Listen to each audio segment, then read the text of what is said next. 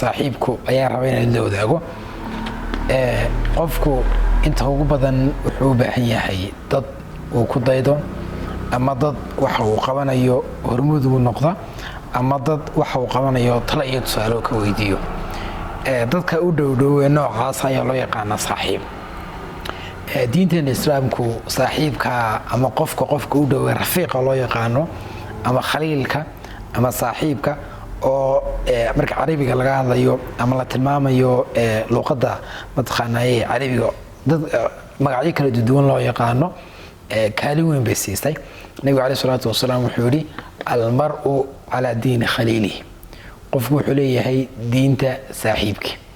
macnahan qofka u dhow yahay markasta ay wada joogaan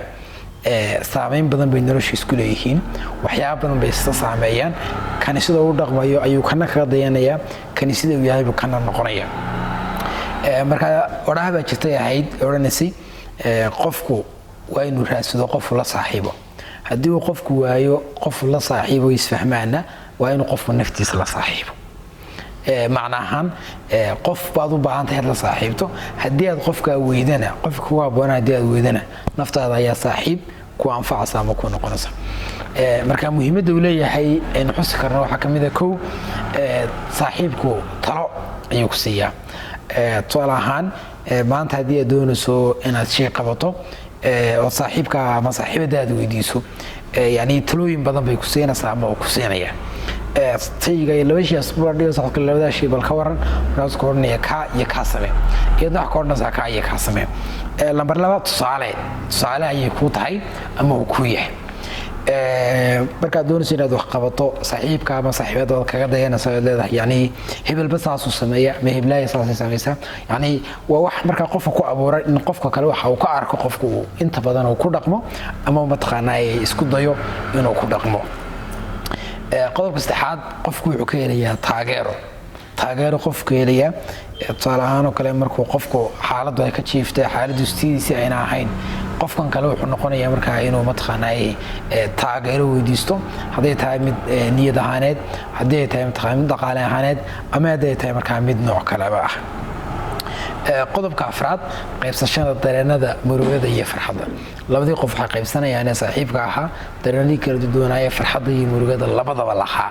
ayay markaa labadoodii qaybsanayaan ayna isku dayayaan markaa kan kale inuu ka caawiyo haddii muruga hayso iyo haddii farxadiba hayso kana kale inuu markaa ka caawiyo ayay markaa isku dayayaan qodobka ku xigay shanaad culaysyada jira ee labada qof ay dareemayaan ama midka kale uu dareemayo kii kale uu markaa kala qayb qaadanaya oo isku dayay markaa inuu saaxiibkiisii ama saaxiibada caawiso markaa siiso qodobka lixaad maqnaanshiyaha labada qof markii mid ahaan uu maqan yahay kii kale ayaa difaacaya oo labada qof saaxiibka wax lagu yaqaan marka hebel wax laga sheego ama heblaay wax laga sheego inuu difaaco yiraahdo hebel sida ma aha ama heblaay sida ma aha macnaha isagoo qofkii wanaajinaya yani qofku wuxuu ku yaqaanay oo dadka u tusay inuu yahay qof wanaagsan qofkaas marka halaada sifada ama iyadoo lahaan marka agtiisa qofka lagu ma xaman karo oo maqnaanshiyaha asaasi marka uu difaacaya qodobka toddobaad horumarka qofku markuu doonayo inuu gaado qayb buu markaa saaxiibku ka yahay dhiirigelintiisii taageeradiisii tusaalihiisii qayb markaa ka noqonaysaa inuu qofkan kale u taageero qodobka sideedaad dhiirigelin buu qofka ka helayaa oo dhiirigelintii hadday noqoto mataqaanay mid taageero lacageed ama ay noqoto mid afeed ama ay noqoto mid dhiirigelin guud qofkii kale dhiirigelin buu markaa ka helayaa qodobka sagaalaad qofkan wuxuu yahay muraayad